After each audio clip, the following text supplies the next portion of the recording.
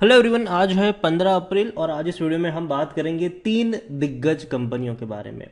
और इन तीनों कंपनियों ने पिछले कुछ सालों में बहुत ही शानदार परफॉर्मेंस दिखाई है और शेयर में हमें काफ़ी अच्छा ग्रोथ भी देखने को मिला है। वीडियो में हम बातचीत करेंगे सबसे पहले HDFC बैंक के बारे में। उसके बाद हम बात करेंगे CDSL के बारे में, जो हम कहते हैं सेंट्रल डिपॉजिटरी सर्विस लिमिटेड। तीसरा है एवेन्यू सुपरमार्ट, जिसको हम डी मार्ट के नाम से भी जानते हैं। इन तीनों कंपनियों के बारे में इस वीडियो में हम बातचीत करेंगे, लेकिन उससे पहले अगर आपने अभी तक चैनल को सब्सक्राइब नहीं किया है तो प्लीज़ अभी इसे सब्सक्राइब कर लीजिए, क्योंकि आगे भी बहुत सारे वीडियोस हैं जो आपको काफ़ी ज़्यादा हेल्प करेंगे। तो शुरुआत करते हैं HDFC बैंक के साथ। देखो, अभी गिरावट है, हालांकि बीच में बहुत अच्छी रैली हमें देखने को मिली थी अभी कुछ दिनों पहले ही, जब अनाउंसमेंट हुआ था HDFC लिमिटेड और HDFC बैंक के मर्जर का।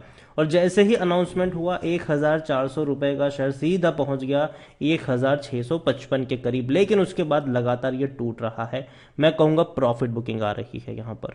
एक साल में अगर हम देखें तो पिछले एक साल में HDFC बैंक के शेयर में 4.5% का ग्रोथ है। बीच में ये 1,300 रुपए तक चला गया था, देखो 1,300 रुपए तक चला गया था ये, लेकिन दोबारा बहुत बहुत बहुत बड़ी शार्प तेजी इसने दिखाई है।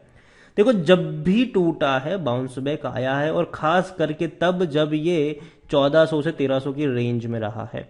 जब भी 1400 से 1300 की रेंज में ये शेयर नजर आया है, बाउंस बैक इसने पिछले कुछ महीनों में दिखाया है। कोविड के वक्त हालत खराब थी, 765 तक टूट गया था शेयर, लेकिन उसके बाद एक शार्प तेजी भी हमें देखने को मिली। अभी भी मैं कहूंगा कि HDFC बैंक देखो मौके हैं, क्योंकि लॉन्ग टर्म में ये जो मर्जर का अनाउंसमेंट है ये इवेंचुअली अच्छा रहेगा इनके लिए। जो प्रोसेस होगी वो फास्ट होगी, लोन की प्रोसेस हो या कोई भी प्रोसेस हो, फास्ट होगी इनके लिए।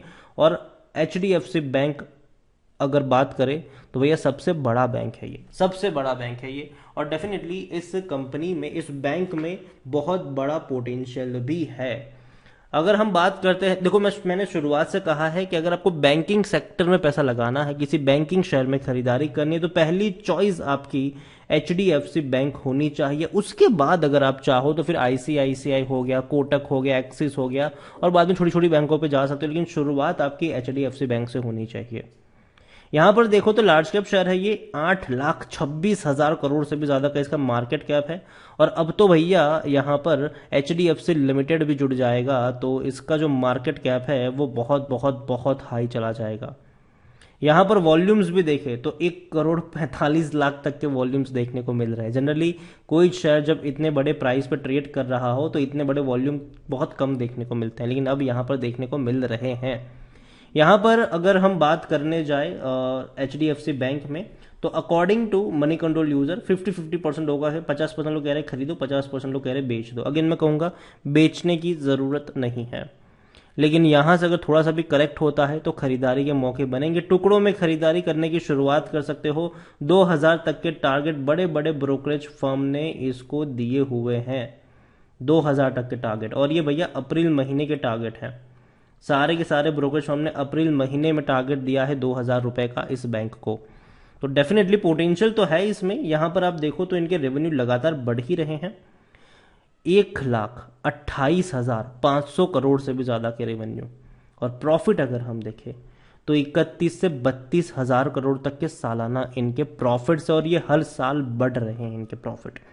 तो भाई साहब नजर तो होनी चाहिए इस बैंक के ऊपर। छोटा बैंक नहीं है, बहुत बड़ा बैंक है। बड़े बैंक और बड़े बनेंगे आने वाले दिनों में। पी रेशियो 25 का है, और आप देख सकते हैं कि 92% एनालिस्ट कहते हैं खरीदारी करो। बड़ा बैंक है लेकिन फिर भी सस्ता है, क्योंकि सेक्टर पी 27 का है, तो सस्ता कह सकते हो आप इसको हाल फिलहाल में। और मैं यही कहूंगा कि खरीदारी करनी है तो कर सकते हो, लेकिन टुकड़ों में करना। हर 50-60 रुपए की गिरावट में एवरेज करते चले जाना। लॉन्ग टर्म के लिए पोटेंशियल है कंपनी में, बैंक में, कि ये 2,000 रुपए तक जा सकता है फ्यूचर में। तो नजर होनी चाहिए HDFC बैंक पर। दूसरी कंपनी है CDSL, central depository service limited. देखो, अगर आपको लगता है कि आने वाले समय में इंडिया में डीमेट अकाउंट और ज्यादा खुलेंगे, देखो कोविड में हमने देखा कि लोग स्टॉक में निवेश करना ज्यादा पसंद कर रहे हैं। और अभी भी जिस तरीके से इन्फ्लेशन बढ़ रहा है, ठीक है, लोग FD वेफडी से बाहर निकल रहे हैं और लोग निवेश कर रहे हैं, म्यूचुअल फंड्स में कर रहे हैं, या फिर डायरेक्ट स्टॉक मार्केट में खुद से ही इन्वेस्ट कर रहे हैं। तो अगर आपको लगता है कि डीमेट अकाउंट फ्यूचर में ज़्यादा खुलेंगे, लोग यहाँ पे आके निवेश करेंगे, तो CDSL मेरे हिसाब से एक अच्छी कंपनी साबित हो सकती है।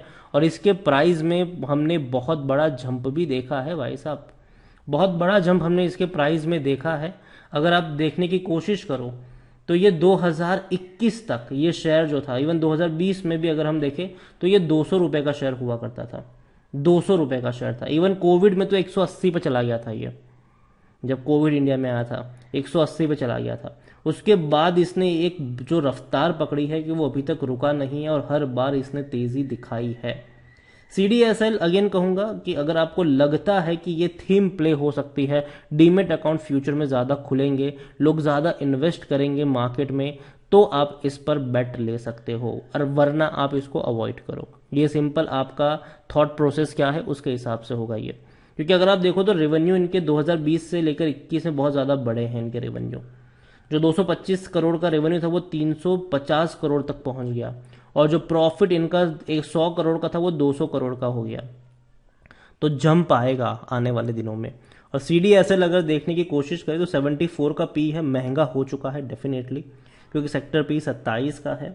लेकिन कहूँगा कि अगर आप रिस्क लेना चाहते हैं तो यहाँ पर निवेश कर सकते हैं, लेकिन अगेन किसी एक प्राइस पे बहुत सारे शेयर्स मत खरीदना, खा सके तब जब मार्केट हाइस पे बैठा हो। और भैया कोविड की दोबारा वेव की भी खबरें आ रही है, हालांकि मुझे लगता नहीं कि इतना रिस्क होगा यहाँ पर, मतलब इतना ज़्यादा भयावह वेव नहीं आएगी इंडिया में कोविड की, लेकिन उम्मीद करेंगे कि सब लोग सेफ ही रहे। और CDSL मेरे हिसाब से जितना ज़्यादा डीमेट अकाउंट वगैरह खुलेंगे आने वाले समय में, अगर आपको लगता है कि ज़रोदा अच्छा परफॉर्म करेगा, अपस्टॉक अच्छा परफॉर्म करेगा, और तो आप डेफिनेटली यहाँ पर जा सकते हैं। तीसरा शेयर है डीमार्ट। देखो भैया, राधा कृष्ण दमानी को मल्टी मिलियनर बनाने में इस कंपनी का सबसे बड़ा योगदान है। ठीक है, 4,000 रुपए का ये शेयर है, 4,000 रुपए का। लेकिन इसमें भी काफ़ी ज़्यादा उठापटक देखने को मिली है। एक साल में अगर देखें तो शेयर भाग के 5,300 पे गया था, लेकिन उसके बाद लगातार ये टूट रहा है। और जहाँ तक सपोर्ट मुझे नज़र आता है वो 4,000 रुपये के आसपास है। 4,000 रुपये के आसपास एक सपोर्ट नज़र आता है, वहाँ से बाउंस बैक दिखाता है ये, लेकिन कोई उतना बड़ा डिसाइसिव ब्रेकआउट नहीं आता है, दोबारा नीचे की तरफ टूटता है। लेकिन कंपनी पर मुझे लगता है कि देखो, ऑनलाइन की तरफ हम बढ़ ज़रूर रहे हैं, कई सारी सुपर ऐप लॉन्च हो रही है, कई सारे ऑनलाइन की तरफ हम आगे बढ़ रहे हैं। ब्लिंकिट से लेकर डंजो से लेकर कई सारे लोग अपने खुद के वेयरहाउस सेटअप कर रहे हैं, तो ये कल्चर बढ़ रहा है। ठीक है, उससे कहीं ना कहीं डीमार्ट को कह सकते हो कि खतरा शॉर्ट टर्म के लिए होगा, लेकिन लॉन्ग टर्म के लिए नहीं होगा। लॉन्ग टर्म के लिए इसलिए नहीं होगा क्योंकि आज भी लोग, देखो अभी क्या है कि लोग भले ही अगर अर्जेंटली कुछ चाहिए तो मंगवा लेते हैं, ठीक है, और छोटा मोटा ऑर्डर कर लेते हैं, लेकिन टाइम है अगर किसी के पास, लोग जाते हैं सैटरडे संडे में शॉपिंग करते हैं, वहाँ पर डीमार्ट में जाकर 2 चीज़ खरीदने जाते हैं, 20 खरीद के आते हैं, तो वो चीज़ देखने को मिल जाती है। तो यही कहूँगा कि कंपनी में पोटेंशियल तो है इस कंपनी में। और कोविड के वक्त में एक चीज़ जो स्मार्टली प्ले करी है राधा कृष्ण दमानी जी ने, वो ये है कि प्रॉपर्टी के रेट जब गिर गए थे कोविड में, तो उन्होंने भैया ज़मीन खरीदी कुछ कुछ लोकेशंस पर, और वहाँ पे डीमार्ट खोलने का उन्होंने शुरू किया। काफ़ी सारे डीमार्ट्स खुलते नज़र भी आएंगे आपको आने वाले दिनों में। छोटे से छोटे शहरों तक पहुँचने का इनका टारगेट है। तो देखो, कंपनी बहुत बड़ी है और आने वाले समय में पोटेंशियल है इस कंपनी में कि और बड़ा बनने का और बेहतर बनने का। और कंपनी ने जो ज़मीन खरीदी है, तो इसका मतलब सीधा सीधा यही है कि भैया खुद के प्रॉपर्टीज़ हैं इनकी, तो किसी को रेंट इनको चुकाना नहीं है, जिसकी वजह से ये जो प्राइसिंग पावर है वो इनके पास रहेगा। फ्यूचर में लोग डिस्काउंट ज़्यादा दे पाएंगे, यहाँ पर लोग यहाँ पे मॉल में जाके खरीदना ज़्यादा पसंद करेंगे। तो डीमार्ट पे नज़र होनी चाहिए। और बड़ी कंपनी है ये, 2,65,000 करोड़ से भी ज़्यादा का इसका मार्केट कैप है। और इनके जो प्रॉफिट्स हैं वो भी ऐसा नहीं कि टूट रहे हैं, इनके भी प्रॉफिट अगर आप देखो तो वो बढ़ ही रहे हैं। 24,000 करोड़ के आसपास के प्रॉफिट को, सॉरी, इनके जो रेवेन्यू कोविड टाइम में भी भैया मेंटेन थे। और प्रॉफिट अगर आप देखो तो भले टूटे ज़रूर थे, 1,300 से 1,100 करोड़ पर आए थे, लेकिन अब धीरे धीरे बढ़ेंगे, मार्केट खुल रहा है, इनको भी फायदा ज़रूर मिलेगा। तो इन तीनों कंपनी के ऊपर नज़र होनी चाहिए। HDFC बैंक की बात करें, CDSL की बात करें या डीमार्ट की बात करें, धीरे धीरे टुकड़ों में खरीदारी कर सकते हो, लेकिन लॉन्ग टर्म का नजरिया होना चाहिए, शॉर्ट टर्म का नहीं। वीडियो को यहीं पे एंड करूंगा। पसंद आया हो तो लाइक कर, शेयर कर, चैनल पर अगर पहली बार है तो प्लीज सब्सक्राइब करें। और तीनों में से कौन सी कंपनी आपको पसंद है वो भी आप मुझे कमेंट में लिखकर बता सकते हैं। Thank you.